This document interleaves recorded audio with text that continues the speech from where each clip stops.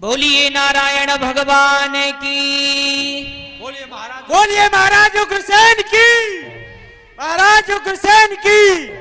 ये हो धर्म की उन्नति, सकल पाप की छे। एक बार सब मिलकर बोलो, बोलिए महाराज उग्रसेन की, महाराज उग्रसेन की। महाराज जय विष्णु की, जय विष्णु की। जिनकी कृपा से मैं इस मथुरा का राज्य पाता हूं, उन श्री नारायण भगवान के श्री चरणों में अपना सर झुकाता हूं। सच्चिदानंद रूपाय विश्वोत्पत्त्याद हेतवे तापत्रय विनाशाय श्री नारायण वयम्। सेवकों जी महाराज, जब प्राणी कोई शुभ कर्म करता है, उसके फल स्वरूप हम यह जो वैभव तुम देख रहे हो, जी महाराज, हम अपने मन में विचारते हैं। जिस समय इस राज गद्दी पर बैठते हैं तो उस समय हमारे हृदय में ये विचार आता है कि प्रभु की कृपा से हमें इस मथुरा का राज्य नारायण भगवान ने प्रदान किया, क्योंकि राजा गुणवान होना चाहिए। जी महाराज, और जिस राजा को है नहीं ऊंच नीच का ज्ञान, वह राजा पशुतुल्य है, राज्य बना शमशान। जिस राजा को यह ज्ञान नहीं होता, और राजा को होना चाहिए कि एक प्रजा को जिस तरह से एक पिता पुत्र का पालन करता है, उसे शिक्षा का पाठ पढ़ाता है, उसी प्रकार से राजा न्यायकारी होना चाहिए। जी महाराज, राजा धर्मात्मा होना चाहिए, सद्विचारों वाला होना चाहिए। यह नहीं कि राज्य सिंहासन बैठ करके और विद्रोह कराए, आपस में बेमनुष्यता फैलाए, यह राजा का धर्म नहीं होता। राजा का धर्म होता है जिस तरह से हम राज्य सिंहासन बैठ करके न्याय करें, किसी के साथ में अन्याय ना करें। और इतना ही नहीं है, देखिए नारायण भगवान को आज हमारे ऊपर कितनी कृपा है, जो कि और हम यह जानना भी चाहते हैं कि आप हमें अपनी प्रजा का वह हाल सुनाएं, वह कुशलता सुनाएं। कोई नगर में दुखी तो नहीं, किसी भी प्रकार का कोई नगरवासी को कष्ट तो नहीं, आप सूचित कराएं। महाराज, ये खुशी है प्रजा आपकी, ये खुशी है प्रजा आपकी, ना ही कोई परफंद है। जिधर उधर हम देखते हैं महाराज, उधर आनंद ही आनंद है आपकी कृपा से। घर घर में आबादानी, बकरी और सिंह सभी पीते हैं एक घाट का पानी।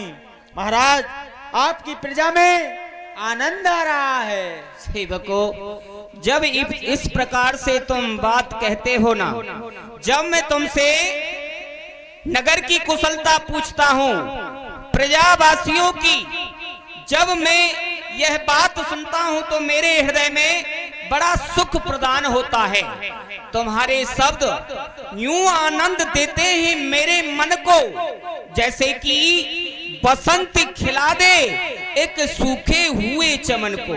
जी महाराज, जब जड़ी ही खोखला होगी तो पौधा क्या हरा भरा होगा, न राजा का भला होगा, न प्रजा का ही भला होगा।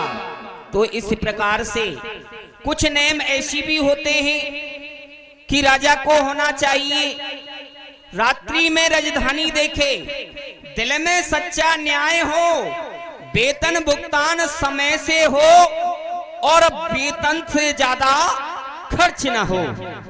ये होना चाहिए राजा को कि हमारा धन कितना आ रहा है और कितना जा रहा है। व्यर्थ का धन नष्ट करने में नारायण भगवान विचार करते हैं कि हमने इसे धन दिया, लेकिन इसने सदुपयोग में ना लगा करके, धर्म के कार्य में ना लगा करके इस अधर्मी को हमने धन दिया तो ये हमारा धन इसके लिए देना व्यर्थ है।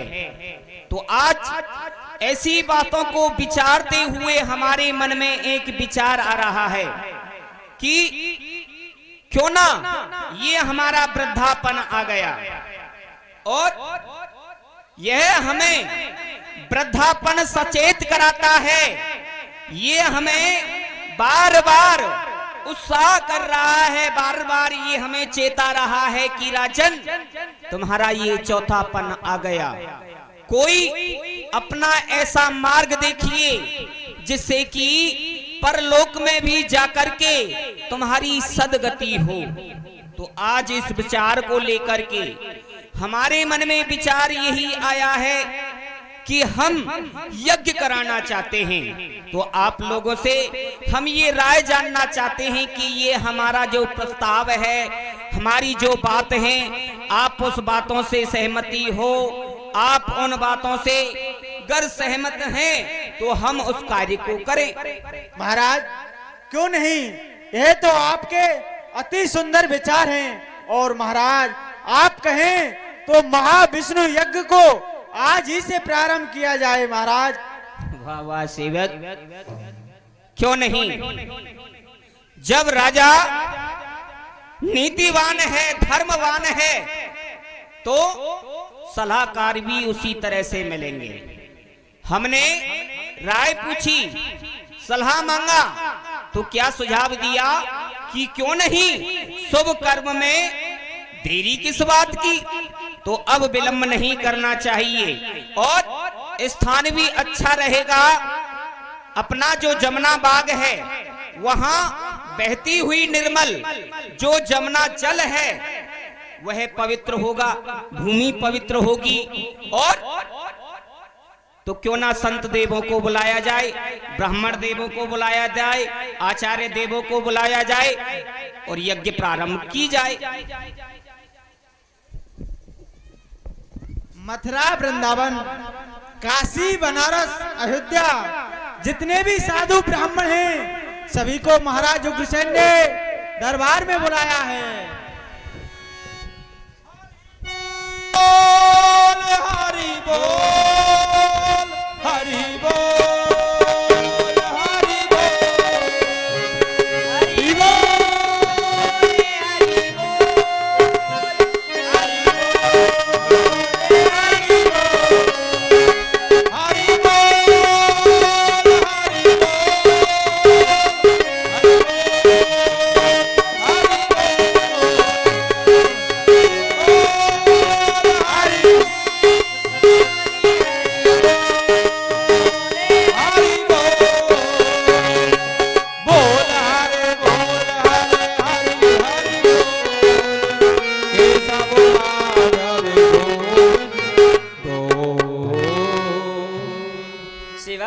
संत भगवान प्रणाम। खुश रहिए।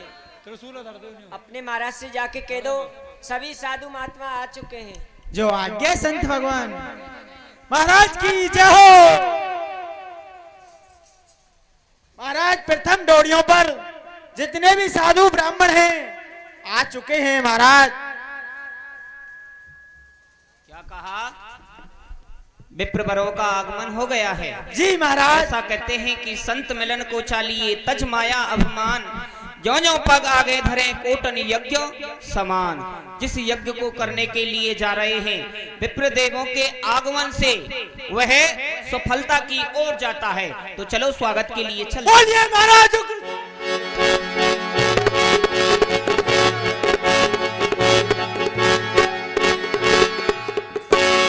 खुश रहो राजन। कहिए राजन, आज सभी संत महात्माओं को अपने दरबार में किस लिए याद किया है? हे आचार्य देव, कहिए।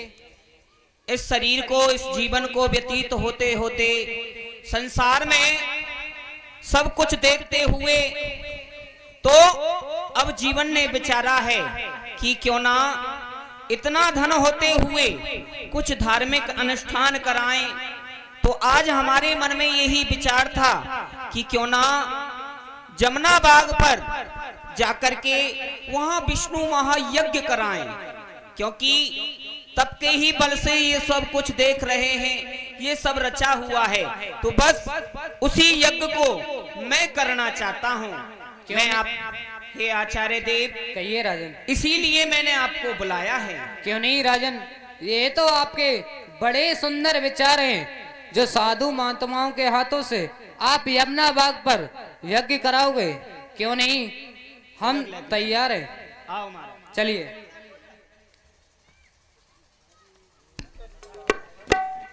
इस प्रकार से सभी साधु ब्राह्मणों को ले जाकर के यमुना बाग में महाराज उग्रसेन एक महाविष्णु यज्ञ का आयोजन कराते हैं। श्री राधे श्याम। ओम नमो भगवते वासुदेवाय स्वाहा। ओम नमो भगवते वासुदेवाय स्वाहा। हरि ओम नमो भगवते वासुदेवाय स्वाहा। हरि ओम नमो भगवते वासुदेवाय स्वाहा। हरि ओम नमो भगवते वासुदेवाय स्वाहा। राजन, अब आपने 5 आहुति छोड़ दी है, अब आप अपने राज के लिए जाइए।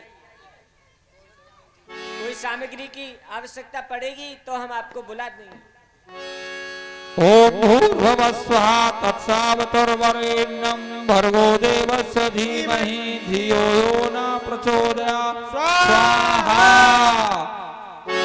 स्वाहा स्वाहा।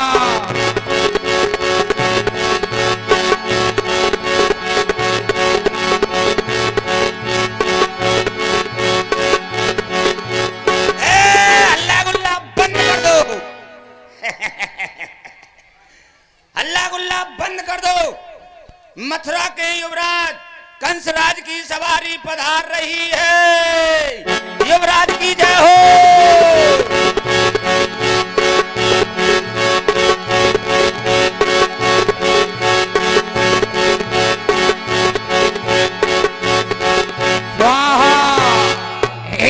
बंद करो ये रण का बाजा, बंद करो ये रण का बाजा।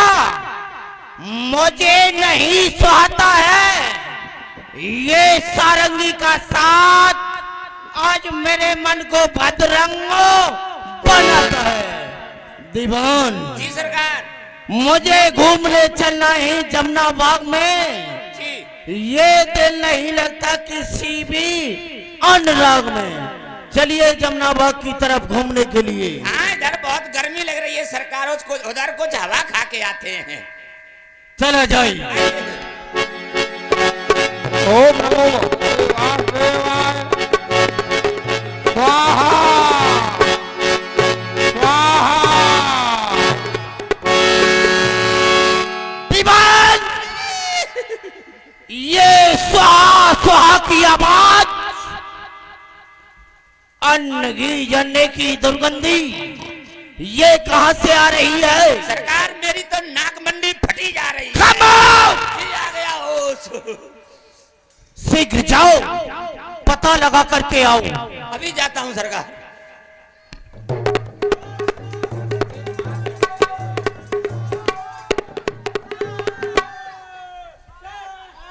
ए बाबा जी, ये शोरगोल क्यों हो रहा है? ये हल्ला गुल्ला मचा रखा है। अरे! ये सब क्या हो रहा है? ये हल्ला गुल्ला नहीं हो रहा तो है, क्या हो रहा है? ये महाविष्णु यज्ञ हो रहा है। ओ, महाविष्णु यज्ञ हो रहा है। हाँ। लेकिन किसके कहने से हो रहा है यज्ञ? ये महाराज उग्रसेन के कहने से।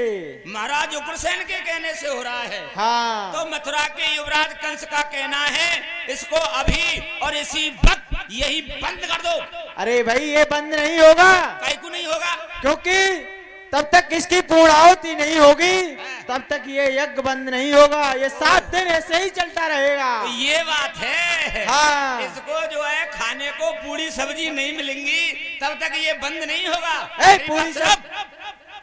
पूरी सब्जी हलवा वगैरह जो भी खिलाना पिलाना है खिला पिला के बंद कर दे। ये बंद नहीं होगा। बंद कर देने तेरी खोपड़ी चटका दूंगा। मोटे पेट वाला भी। मोटे पेट वाला भी स्वाहा। महाराज की जय हो। कहिए क्या हुआ? कमाल हो गया। आखिर क्या हुआ? सरकार, कुछ पंडित लोग हैं, कुछ बाबा जी लोग हैं, एक जमीन में बड़ा सा गड्ढा खोद रखा है। एक पंडित करता है स्वाहा, बाकी के क्या करते हैं? क्या? आहा स्वाहा आहा। आ गया उस कहने का मतलब महाविष्णु यज्ञ हो रहा है। जी जी। तुमने मने नहीं किया? अरे मैंने तो उन लोगों को बहुत समझाया, लेकिन मुझसे बोले ज्यादा बात बनाओगे तुमको उठा के हवन कुंड में ही स्वाह कर दिया जाएगा।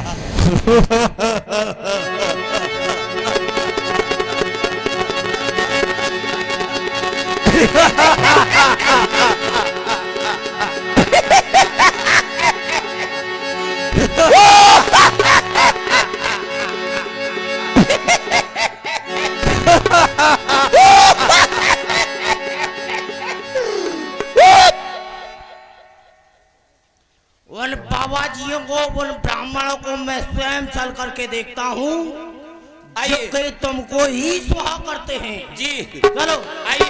ओम नमो भगवते वासुदेवाय स्वाहा स्वाहा। अरे ब्राह्मणों, ए बाबाजियों, ये क्या हो रहा है? सब ढंग तुम्हारा। ये महाविष्णु यज्ञ हो रहा है। किसके कहने से? महाराज उग्रसेन के कहने से। हमारे विदूषक ने तुमसे मने किया ये महाविष्णु यज्ञ को बंद क्यों नहीं किया? जब तक इसकी पूर्ण आहुति नहीं होगी तब तक ये यज्ञ बंद नहीं होगा। वाह वाह वाह दीवान, देखो तो इन ढंग ढंगियों को, ये कैसा ढंग रचाया है। माल मुक्त का खाने को ये मंडप यज्ञ सजाया है।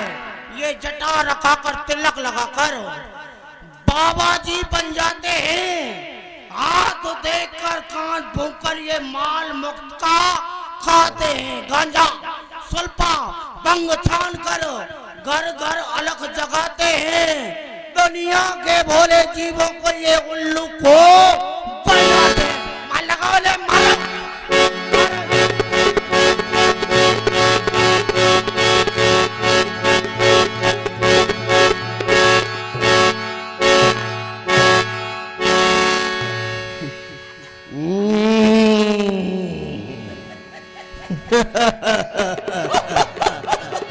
अरे सरकार, वो छोटे वाले बाबा जी की तो जटा उखड़ के मेरे हाथ में ही आ गई। देखा, ये ढोंगी बाबा जी मक्कार बने। इन्होंने देश तबाह किया, ले धर्म किया, डकैत बने, सारा जमाना वार किया। लेकिन ये ब्राह्मण लोग जी हमारे पिता गुरसेन के कहने से महाविष्णु यज्ञ कर रहे थे जी। और महाराज गुरसेन इस समय मथुरा के राजा हैं जी। हमारा इशारा होगा, हमारा निशाना होगा, ढिचकियां, ढिचकियां, किसी को नहीं छोड़ा जाएगा। दरबार के लिए चला जाए। आइए। छोड़ूंगा पिताश्री को भी नहीं। किसी को नहीं। बोली समाधि आई है दोहाई है, दोहाई है।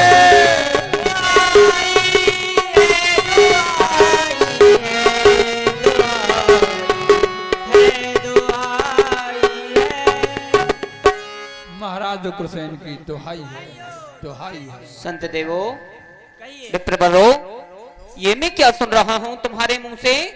दुहाई दुहाई की ये आवाज, हाँ महाराज। यानी कि प्रतीत होता है जमुना बाग पर जो तुम यज्ञ कर रहे थे, उस यज्ञ में जाकर के आपको किसी ने कष्ट पहुंचाया है, महाराज आपको दुख दिया है। ये कैसा अंधेर, ये कैसा आघात है। अरे मेहर ही क्या ठहरेगा जब बुनियाद ही कमजोर है। मेरे कहने से तुम वहां यज्ञ कर रहे थे, लेकिन किसका साहस है जो वहां जाकर के आप लोगों को कष्ट दिया है? मुझे तो बताओ अपना दुख क्या बात है। और कौन हो सकता है? आपका पुत्र कंस, उसने यज्ञ को विध्वंस कर दिया और सभी साधु ब्राह्मणों को मारा, पीटा और यमुना जी में बहा दिया। हमने क्या कहा?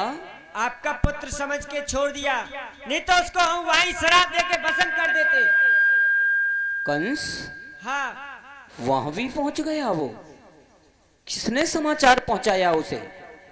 मैं उस आताताई को अब से नहीं, जिस समय से इसने जन्म लिया उसी दिन से जानता हूं। विप्रदेवों ने मुझे बताया कि ये आपके राज्य के लिए अशुभ है, शुभ नहीं है। इसे आपके राज्य में रही रहना चाहिए, लेकिन फिर भी ये मेरे राज्य में आया, मेरे राज्य में रह करके उत्पात करने लगा है, मेरा अपमान करने लगा। संत देवो, कोई बात नहीं है, जो उसने उद्दंडता की है उसका दंड उसे अवश्य मिलेगा, मैं अवश्य ही उसे दंड दूंगा। संत देवो, आप क्षमा कीजिए मुझे, ठीक है। आप जाइए। सेवकों, क्या हुआ? क्या तुम्हारे मुंह में जिब्या नहीं थी?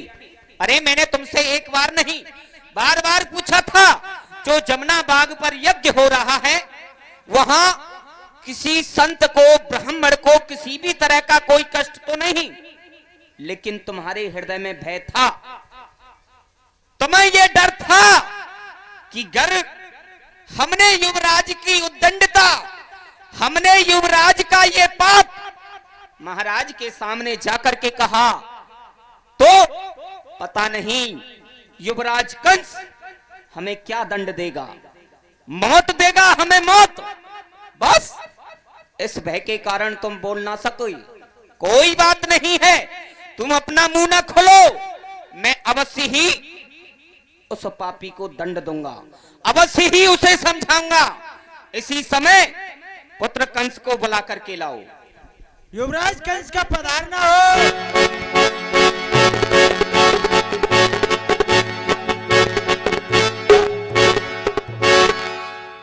सर नहीं झुकेगा तेगे जपाओ के सामने, कंस सर झुकाता है अपने बूढ़े पिता के सामने। जय शंकर की। अरे वाह, मान सम्मान भी करता है, हमारा अपमान भी करता है। देखो इसके आचार विचार। पुत्र कंस, कहिए पिताश्री। क्या मैंने जो सुना है क्या वो सत्य तो रहा है तेरे विषय में? क्या सुना है पिताश्री तुमने? मैंने सुना है कि यज्ञ तू मेरी प्रध्वंस करता है, हुकूमत मेरी ठुकरा कर मेरा ही अपमान करता है। तू यमुना बाग पर गया, वहां जाकर के तूने यज्ञ को विध्वंस किया है? साधु ब्राह्मणों को मारा पीटा और जमुना जी में भी बहा दिया। अच्छा, तुझे दया नहीं आई, तेरे हृदय में वो रहम नहीं है? पिताश्री, लुटाते हो जो धन को, लुटाते हो जो धन को, उसे मैं देख नहीं सकता। ये जलाते हो घी को अग्नि में, उसे मैं सह नहीं सकता। खिलाओ मेरे वीरों को, खिलाओ मेरे वीरों को, जो कि समय पर काम आएंगे। लड़ाई के वक्त पर जान की बाजी लगाएंगे। इन ब्राह्मणों के लिए, इन बाबाजियों के लिए धन को क्यों लुटा रहे हो? घी को अग्नि में जला करके क्या मिलता है तुम्हें? अरे वाह, बिना विचारे वाक्य बोल रहा है।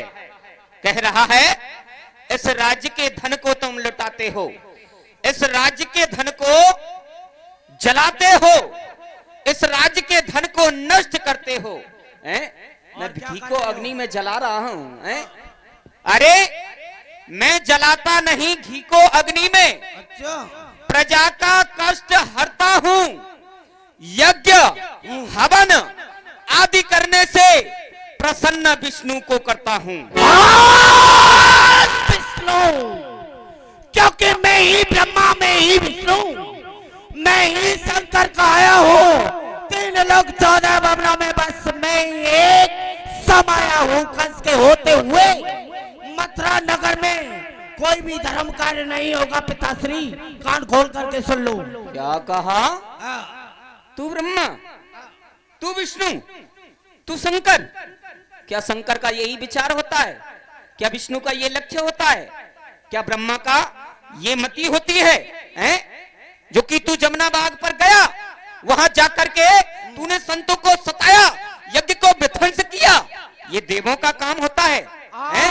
अरे तू ही ब्रह्मा, तू ही विष्णु, तू ही शंकर कहलाता है। तभी तो मार मार संतों को, उनकी पोथियों को यमुना में बहाया है। इन्हीं ब्राह्मणों की तुम बात कर रहे हो? इन्हीं ब्राह्मणों के कहने से कांस के पूरे में लपेट करके जमुना नदी में मुझे फेंका था, बहाया था ना? इन्हीं ब्राह्मणों के कहने से बहाया था। लेकिन तेरे विचारों को देखते हुए, तेरी मति को देखते हुए संतों के माध्यम से मैंने ये काम किया। लेकिन ये अब आकर के वही अनीति कर रहा है। और क्या होगा तुम्हारे सामने? सुन ले, दुराचारी, आतताई, पापी, अगर ज्यादा सर उठाएगा, मेरे सामने ज्यादा मुंह जबान चलाएगा, तो क्या होगा?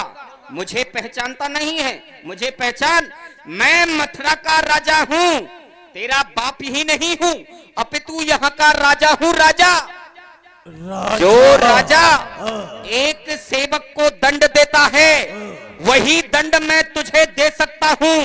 तेरे हाथों में हथकड़ी, पैरों में बेड़ी, तुझे कारागार में डलवा दूंगा, कारागार में।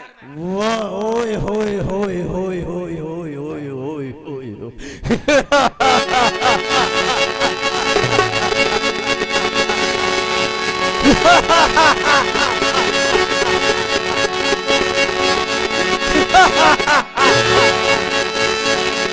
क्योंकि तुम मथुरा के राजा हैं और कंस को धमकी दे रहे हैं। कब तक के राजा हैं? जब तक मेरे सर पर ये ताज है। हाँ, इस मुकुट पहनने से अगर राजा बन जाते हैं, इस मुकुट को तो मैं भी धारण कर सकता हूँ। तू उतारो ये ताज। तुझे कभी नहीं दूंगा मैं। उतारो। नहीं मिलेगा तुझे ये राज्य, नहीं मिलेगा।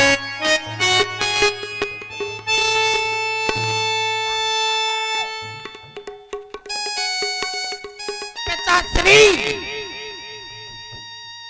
अगर तुम ही आ गए इन विचारों में, तो ये कंस तुमको भेजता है सत्कारागार में। बुड्ढे के हाथों में हथकड़ी, पैरों में बेड़ी, घसीटते हुए ले जाओ, जेल में डाल दो। क्योंकि इस बुड्ढे की शकल से भी मुझे नफरत है। ले जाओ। अरे वाह, बहुत देर से बड़ बड़ बड़ बड़ बोल रहा है बुड्ढा। कंस मेरे सामने अपना मुंह उठाकर बात नहीं करता था, लेकिन आज मेरे अपमान पर तुला है। भरी सभा के सामने इसने सर से ताज उतार लिया, मुकुट उतार लिया। अरे परमात्मा, क्या तुझसे प्रार्थना करके पुत्र की कामना करता है, तो क्या अपमान कराने के लिए करता है? नहीं। हे नारायण भगवान, पिता बेटे के हित ना हित क्या ना क्या कर दिखाता है। कलेजे का समझ टुकड़ा उस पे सदा बलिहार जाता है। लिखाता है, पढ़ाता है, लड़ाता लाड़ है उसको, अंत में एक दिन उसे सारी संपत्ति का मालिक बनाता है। उस पिता के सामने पुत्र का क्या व्यवहार है देखो, किया वृद्धापन में मेरा सत्कार है देखो। हे नारायण भगवान, पुत्र दे तो सपुत्र दे, नहीं तो मर जाए मां के गर्भ में ही जो ऐसा कुपुत्र दे। हे विधाता, मेरी ले जाओ नजर के सामने से बुड्ढे को।